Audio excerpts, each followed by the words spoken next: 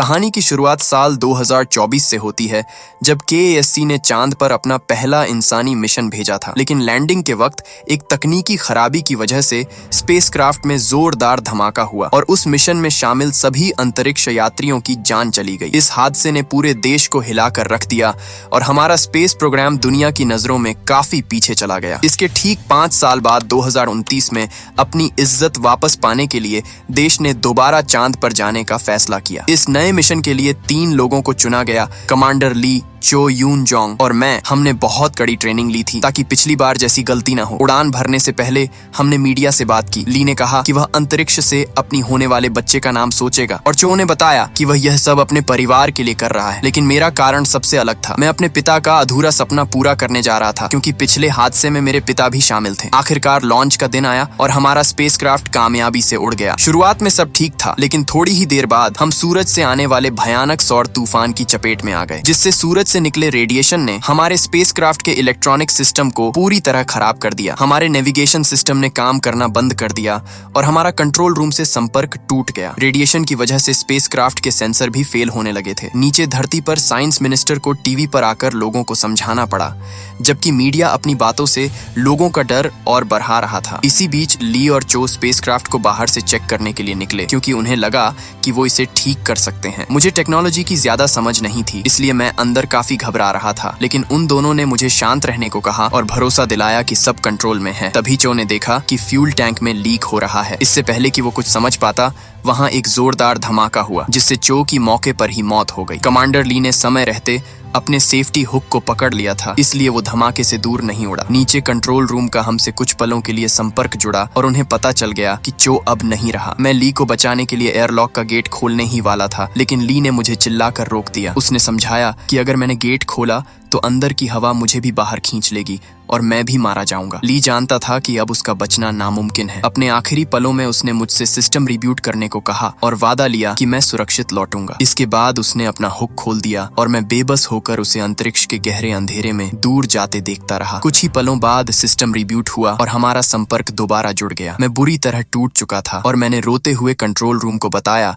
कि मेरे दोनों साथी अब नहीं रहे। ये सुनते ही वहां सन्नाटा छा गया। केएएससी के डायरेक्टर ने मुझे हिम्मत रखने को कहा और बताया कि वो कोई रास्ता निकाल रहे हैं। दूसरी तरफ साइंस मिनिस्टर बुरी तरह घबरा गया, क्योंकि वो एक और मिशन फेल होने का खतरा नहीं उठाना चाहता था। कंट्रोल रूम में वैज्ञानिकों ने आपस में बात की और तय किया कि अब पिछले मिशन के डायरेक्टर किम को वापस बुलाना ही पड़ेगा, क्योंकि इस स्पेसक्राफ्ट का सारा सिस्टम और नियम उसी ने बनाए थे। किम उस वक्त अपनी इंटर्न हान ब्योल के साथ पहाड़ों में शिकार कर रहा था। पिछले मिशन के फेल होने के बाद उसने केएएससी से दूरी बना ली थी और वहीं एक छोटे रिसर्च सेंटर में काम कर रहा था। तभी वहां केएएससी का हेलीकॉप्टर आ गया, जिसे देखकर जानवर भाग गए। किम ने पहले तो वापस आने से साफ मना कर दिया, लेकिन जब उसे पता चला कि मैं पिछले मिशन में मारे गए एक अंतरिक्ष यात्री का बेटा हूं, तो उसने अपना फैसला बदल लिया। इधर स्पेसक्राफ्ट का टेम्परेचर तेजी से गिरने लगा था, जिससे साइंस मिनिस्टर फिर से घबरा गया। तभी किम वहां पहुंचा और उसने सीधे मुझसे बात की। उसने मुझे आसान शब्दों में समझाया कि कैसे सिर्फ एक थ्रस्टर की मदद से स्पेसक्राफ्ट को चांद के ऑर्बिट में लाया जा सकता है। इसके बाद किम ने मुझसे कहा कि मैं थोड़ा आराम करूं जब तक वो मुझे वापस लाने का कोई रास्ता निकालते हैं। मैंने हैरानी से पूछा कि मैं किससे बात कर रहा हूं। जब मुझे उसका नाम पता चला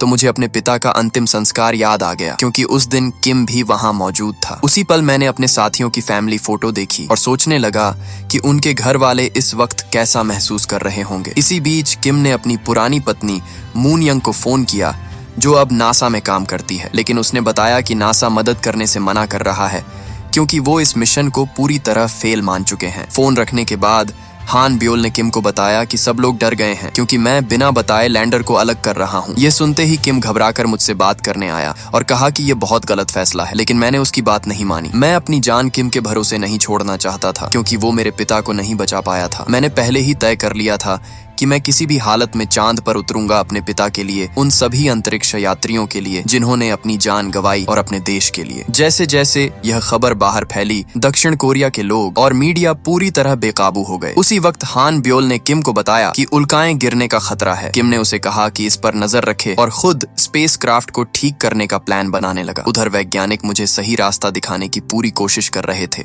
और मैं ज्यादातर काम ऑटो पायलट के सहारे कर रहा था। किम बार बार पिछले मिशन की गलतियों खुशियों और उस दिन को याद कर रहा था जब वो मुझसे मिला था और मैं बहुत छोटा था। उसके मन में डर बना हुआ था कि कहीं यह लैंडिंग भी पिछली बार की तरह फेल ना हो जाए। जैसे ही लैंडर की स्पीड तेज हुई, कंट्रोल रूम में बैठे सभी लोग डर गए, लेकिन अगले ही पल राहत मिली क्योंकि लैंडर सही सलामत चांद पर उतर गया। पूरे दक्षिण कोरिया में लोग खुशी मनाने लगे। जब मैंने पहली बार चांद की जमीन पर कदम रखा तो मैंने अपने दोनों साथियों की यूनिफॉर्म और पूरी क्रू की एक फोटो वहां रख दी और फिर अपने देश का झंडा गाड़ा। इसके बाद मैं मिशन के मुताबिक नमूने जमा करने के लिए रोवर लेकर आगे बढ़ा, जबकि ड्रोन ऊपर से हर चीज पर नजर रखे हुए था। उधर किम वैज्ञानिकों के साथ बैठकर सिस्टम ठीक करने के तरीकों पर बात कर रहा था। उसी वक्त राष्ट्रपति ने देश को संबोधित किया और मजबूरी में नासा से मेरी सुरक्षित वापसी में मदद की अपील की। मून यंग ने नासा के बड़े अफसरों को मनाने की कोशिश की, लेकिन उन्होंने उल्काओं के खतरे का बहाना देकर मना कर दिया और कहा कि उसका फैसला भावनाओं में लिया गया है। उसी समय हान ब्योल ने अपने टैबलेट में कुछ खतरनाक संकेत देखे और भागकर किम को बताया कि उल्काओं की बारिश सच में चांद की तरफ बढ़ रही है। इधर मैंने गर्व से रिपोर्ट किया कि मैंने सारे नमूने इकट्ठा कर लिए हैं, यहाँ तक कि चांद की जमीन के नीचे की बर्फ भी। मुझे लगा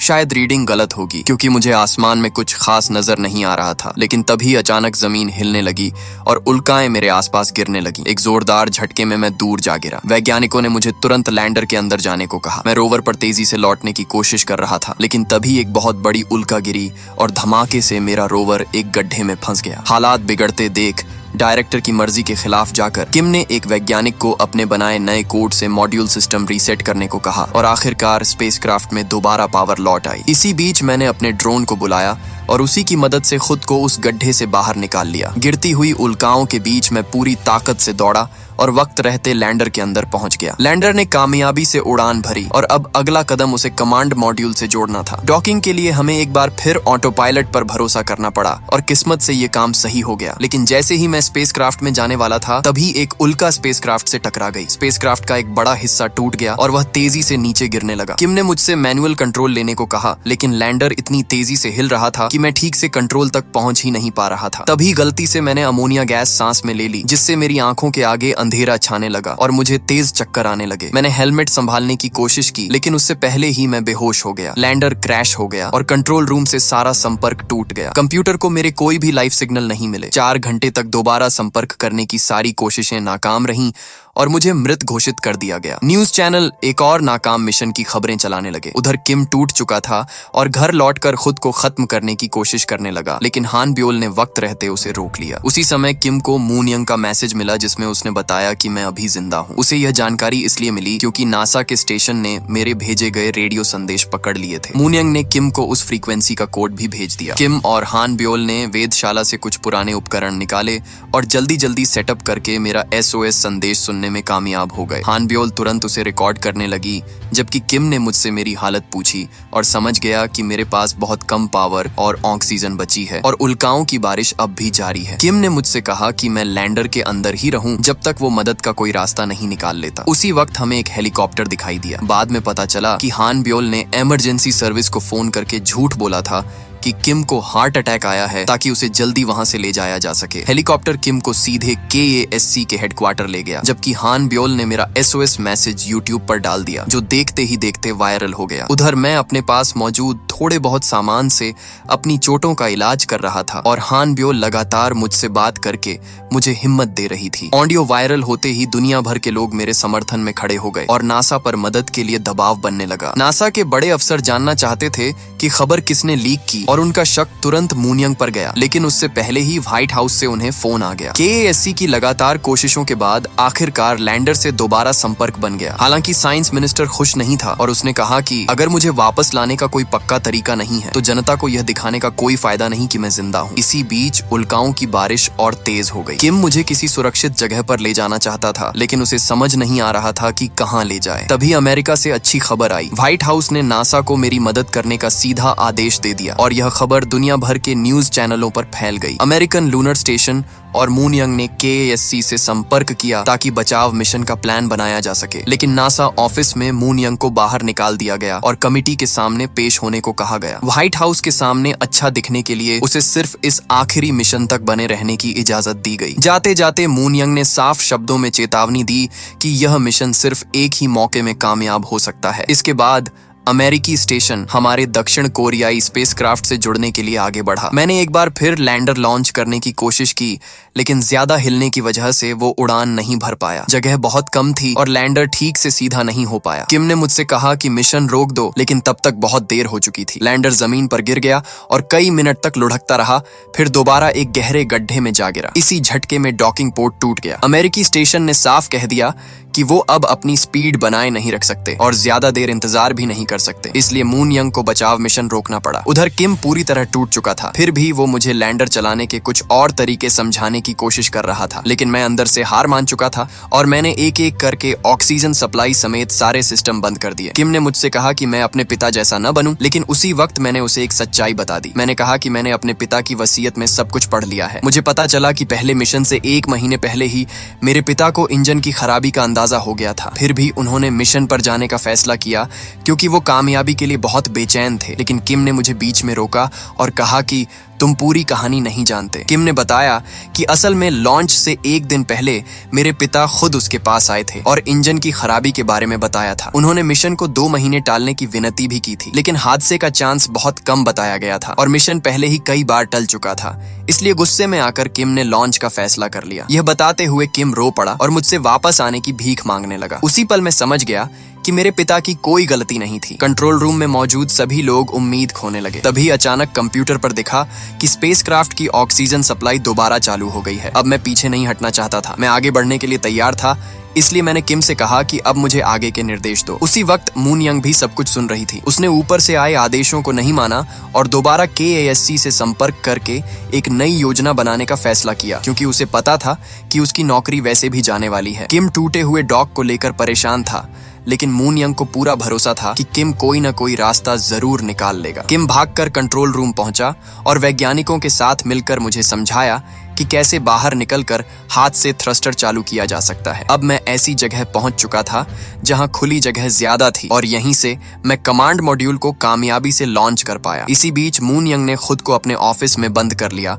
और सीधे अमेरिकी स्टेशन के अंतरिक्ष यात्रियों से बात की। उसने उनसे कहा कि भले ही सरकार की तरफ से कोई ऑर्डर नहीं है, लेकिन वो सब अलग अलग देशों से होकर भी पहले अंतरिक्ष यात्री है और किसी साथी अंतरिक्ष यात्री की मदद की पुकार को अनसुना नहीं किया जाना चाहिए। तभी बड़े अफसर दरवाजा तोड़कर अंदर आए और मून यंग को जबरदस्ती वहां से ले गए। उसी वक्त मैंने देखा कि मेरा लैंडर चांद के उस हिस्से की तरफ बढ़ रहा है जहां रोशनी बहुत ज्यादा है और वहां लैंडिंग करना नामुमकिन है। तब मैंने एक आखिरी फैसला लिया। मैंने अपने साथियों की सारी यादें इकट्ठा की और ड्रोन को अपने शरीर से बांध लिया। किम ने मुझे हैच खोलकर कूदने का ऑर्डर दिया। डर और झिझक के बावजूद मैंने लॉन्चर से बाहर छलांग लगा दी। कई मिनट तक मैं तेजी से नीचे गिरता रहा। जैसे ही चांद की जमीन एकदम पास आई, मैंने तुरंत ड्रोन चालू कर दिया ताकि मेरी गिरने की स्पीड कम हो जाए। ड्रोन ने मुझे संभालने की पूरी कोशिश की, लेकिन फिर भी हम जोर से जमीन से टकराए। अचानक मेरा संपर्क टूट गया और कंट्रोल रूम में सबको लगा कि मैं मर गया। किस्मत से वो ड्रोन अब भी काम कर रहा था। जब मुझे होश आया तो ड्रोन ने मेरा चेहरा स्कैन करके सिग्नल भेजा। उसी वक्त अमेरिकी स्टेशन ने ऐलान किया